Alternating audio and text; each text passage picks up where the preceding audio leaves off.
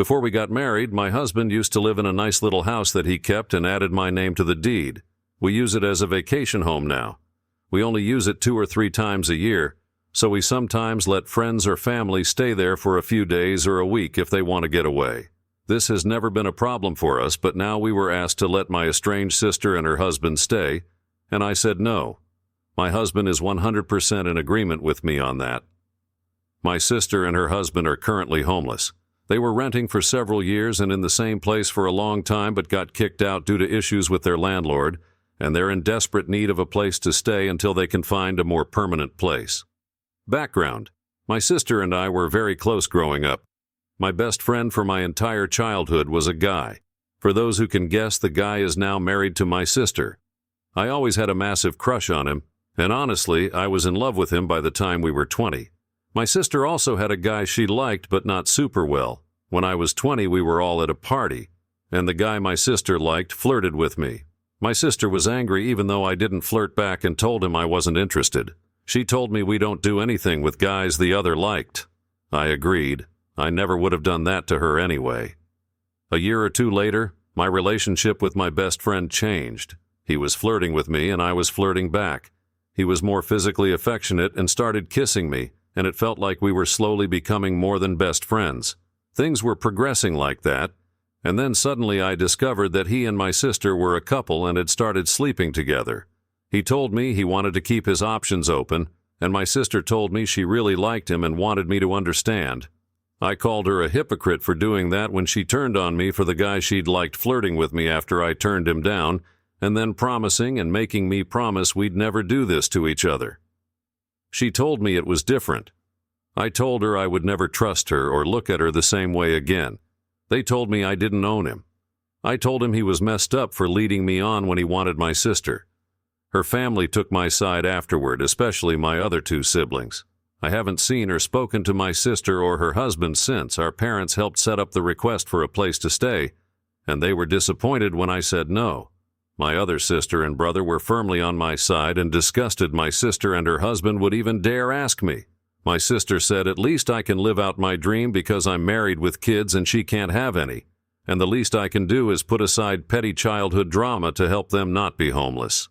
My sister and her husband called me a witch for refusing, and even my parents said I was going too far with the estrangement by refusing to help. Am I the idiot? They will never leave if they move into a nice, beautiful, empty vacation home. Any place they'd be able to get on their own will be much worse than the house they're borrowing, so they'll have absolutely zero motivation to save up and move out, and a lot of motivation to make sure they always have an excuse why they have to stay.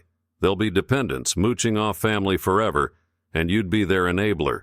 By refusing to enable their financial irresponsibility and house them for the rest of their lives, which is what's actually being demanded here, you're giving them the motivation to become functional adults.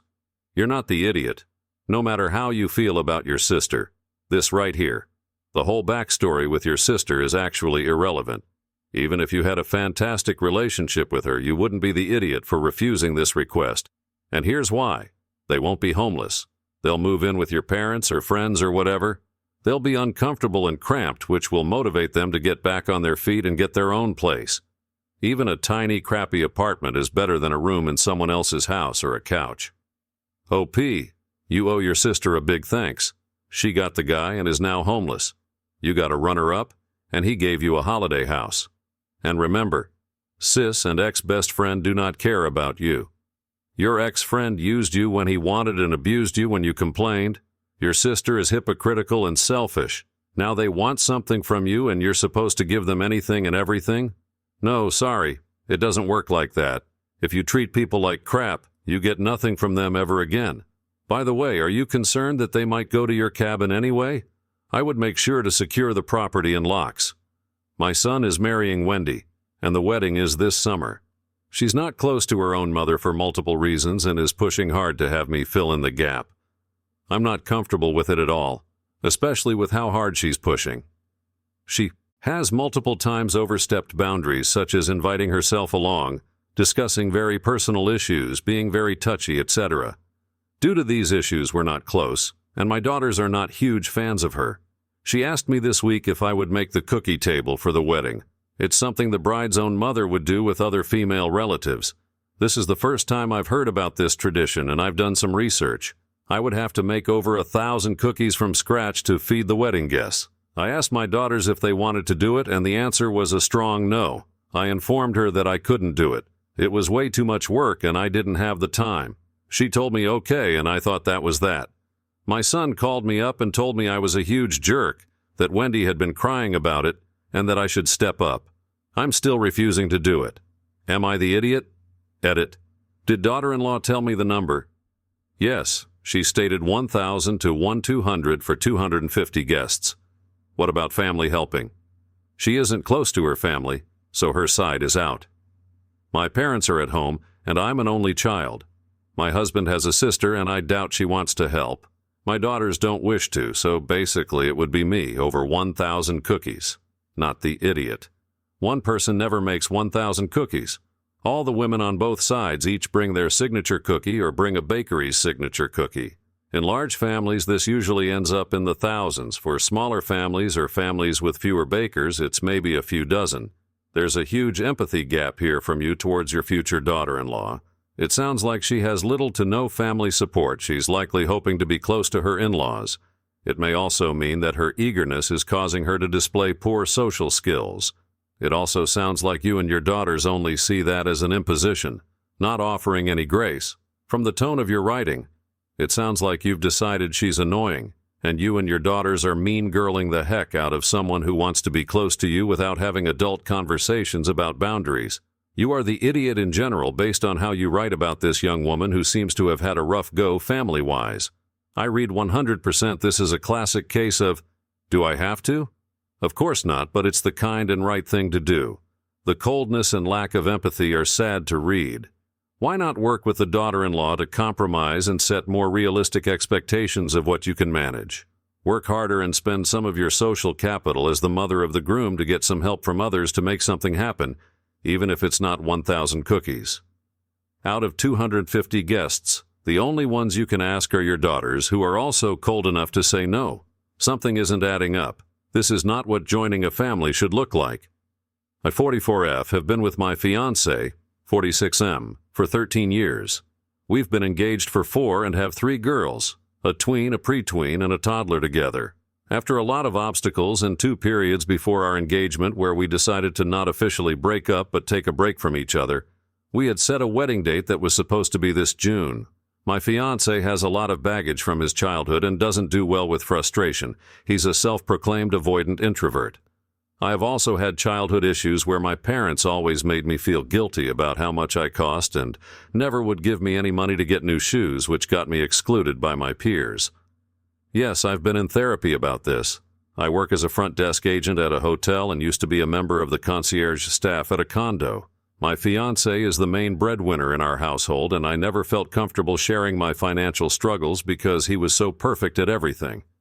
My fiancé and I have talked throughout our relationship about buying a home and investing in fixer-uppers. He works for a real estate investment firm, but long story short, a year and a half ago, I needed to file for bankruptcy. I was dealing with creditors, overdrafting my accounts, and Discover was suing me, so I decided the responsible thing to do was file. It caused a lot of tension, but he said he didn't want to back out of this wedding because he didn't want our daughters to think he gave up when things were hard. However, we hit another bad period after he found out a credit union denied my application for an account due to a report. He told me we would still own a house together someday, but that family home wouldn't be for another 4 or 5 years. Then 3 weeks ago, he broke it to me that he'd been in the process of closing on a property. It's a duplex. I know others use half of a duplex as a family home and own it with their spouse. He admits that he would have wanted my name on it before the bankruptcy. I was furious, but instead of being sorry, he said that if we wanted this to work, he needed me to verbally affirm that I understood and accepted why he didn't involve me in this purchase. I was speechless and walked away. It was a huge breach of trust, and I don't think it's unreasonable to say I deserve a better man than someone who'd do that. If he really loved and trusted me, as he said in therapy, he wouldn't have done this. I ended up giving him the ring back out of anger. I regret doing that now, but we got into another fight after he refused to even tell me what he did with the ring. I told him I deserve better than a man who just shut his partner out of finances and gets so cold after a fight. I told him to leave the house briefly, but he just moved back in. Yet he said he wants us to tell the girls the wedding is off and that he's here to ease the transition. He offered to pay the rent until the lease was up, but said he would find somewhere else for him to stay. Am I the idiot for my reaction? Let me get this straight. You're 44 years old, still making spending mistakes, don't pay half of the bills, and he pays most of them. You took out loans with high interest, lied about it, filed for bankruptcy, which means he won't qualify for a home loan for at least 10 years, and you're mad he bought a house and didn't put you on the deed because you're not paying for it? You are financially irresponsible and dishonest. Grow the heck up. You're too old to be making financial mistakes. You're a leech and taking advantage of him financially. Please do him a favor and leave. You are the idiot. Hope he'll be alone with all his money, and I'll find somebody who wants to plan a future with me, including buying a house together, investing in things together, and raising our kids together. With 3 kids and bad credit, bless her.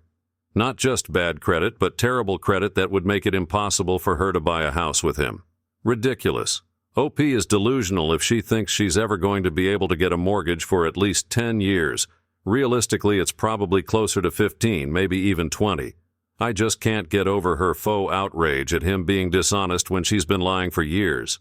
At 44 years old, OP ain't buying a house in this lifetime. OP, you are the idiot. You are a delusional child who seems to not understand anything about how the world and finances work. You don't understand that you will not qualify for a mortgage for years, if ever. Nobody is putting you on a loan application. Yet you comment like there's some long line of suitors looking to take on a single mom with 3 kids, a 450 credit score, and a recent bankruptcy. You need a reality check and therapy and some financial literacy classes. My wife, 33F, and I, 35M, have been married for 8 years. My wife gave birth to a baby girl a couple of years ago. My wife was struggling a lot with her emotions in the weeks leading up to labor, and she pretty much hated me and started resenting me.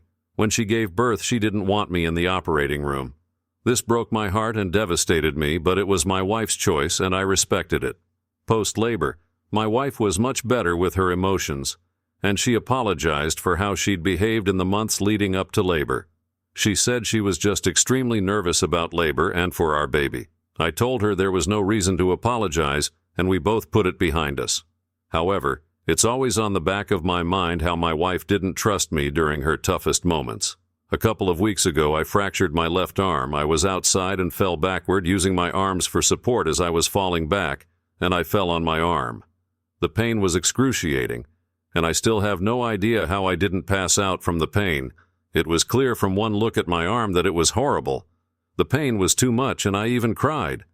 I called my sister in tears, and she came over in 15 minutes and drove me to the hospital. Long story short, I had broken my arm, and the doctor said it would require surgery, which they would do the next day, as surgery would require preparation. I was temporarily put in a sling and given pain meds. My wife came over to the hospital an hour later after I called and told her what happened. When she came over, I realized she was the last person I wanted to be with, so I told her I didn't want her there. It was unnecessary, and my sister was already there. I also told her not to come the following day. My wife was sad and asked me why, but I was in a terrible mood, so I told her to just leave. My wife wanted to talk more, but my sister took her out because I was in no mood to talk. My sister stayed with me overnight at the hospital and then the next day too. The surgery took a few hours, and I was told to stay at the hospital for a few more hours before they discharged me. I was put in a cast, and the doctors said they would remove it in 8 months. My sister then dropped me home after I was discharged from the hospital.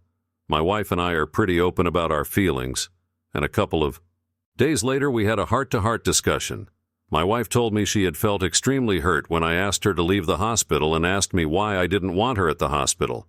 I told her subconsciously that it was because I didn't feel safe with my wife in my toughest moments, and she too didn't trust me a couple of years earlier when she was going through her tough moments. My wife then cried a lot, and we didn't talk much after that. The next day, we decided to start looking for a couples therapist to help us work through these issues. Am I the idiot? Look, you resent your wife and never properly forgave her for the decision to leave you out of the operating room. You claim to have moved on, but you just let that resentment fester. Couples therapy is your best bet here. This isn't hopeless if you're both willing to work on communication. Everyone's the idiot. But it is fixable. Pregnancy hormones can cause resentment towards loved ones. I think the wife is in no way the idiot for not wanting her husband to be present in labor. She can't help her feelings and hormones.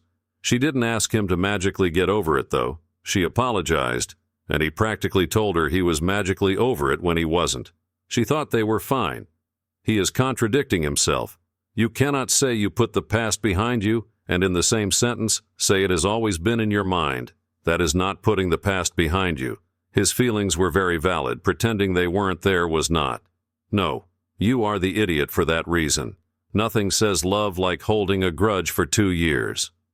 My niece has been married for 2 years, and I'm honestly so happy for her because her husband is amazing. He's kind and helpful, treats her like a princess, and is charming and funny. It's clear that he loves my niece a lot and would do anything for her. I told my niece she hit the jackpot with her husband a few days ago, which has caused some issues between me, my other nieces, and their partners. For some context, my niece had their first child a few months ago, and because her friends have been telling her horror story after horror story about women who gave up their careers to raise children, she's been feeling scared and stressed. To alleviate her anxiety, her husband has moved assets he owned prior to the marriage into her name and made sure he legally wouldn't be able to take them back if they were to divorce. I personally think it's a wonderful gesture. On top of that, he's been leaving work early or working from home whenever she's feeling overwhelmed or just wants him to stay with her. Obviously, not everyone is fortunate enough to be able to leave work whenever, but I still find it sweet of him, especially as she refused to hire a nanny so she would have help while he's working, which he doesn't get upset at her over. He's my brother-in-law's favorite son-in-law, so my other 2 nieces and their partners, who were there then, are upset because they think I'm favoring him even though he is objectively the better catch. I told them that all of their partners were amazing too, in order to soften the situation, but it didn't help. One of my other nieces is especially mad because I was praising him for things that normal people just can't do, which is unfair to them. Am I the idiot for saying my niece hit the jackpot with her husband? Makes you wonder why they are so sensitive. Did they marry deadbeats? You are not the idiot. You are allowed to praise someone without it automatically becoming a measuring contest. This was not about the other niece's husband at all. On the surface, this seems fine, but if I dig a little deeper and consider the hurt resulting from what you said in your weird admiration for him, I feel it was either tone-deaf and insensitive or intentionally pointed. So he's the favorite son, nephew-in-law already. He's got assets and wealth and a flexible job the others don't. Your "oh no, your boyfriend is great too" was insincere by your own admission, and you're surprised the others bristled at your comments. You are the idiot. I guess I don't believe you innocently said, "Wow, what a great guy," which is not something anyone, let alone multiple people, would react to unless something else was going on. Yeah, there is also something to the phrasing, "hit the jackpot" after the husband moved money around. That is a bit icky. It's way too literal here. He isn't out there being a super dad or super husband being praised for staying up all night with a baby. He just moved money around. Lady, you have no idea what goes on behind closed doors. A couple of kind gestures do not mean he doesn't have flaws. You have no idea what goes on when you're not around, and you said it in front of other nieces with spouses. It sounds like you are unhealthily obsessed with the guy. It's not your relationship, but out.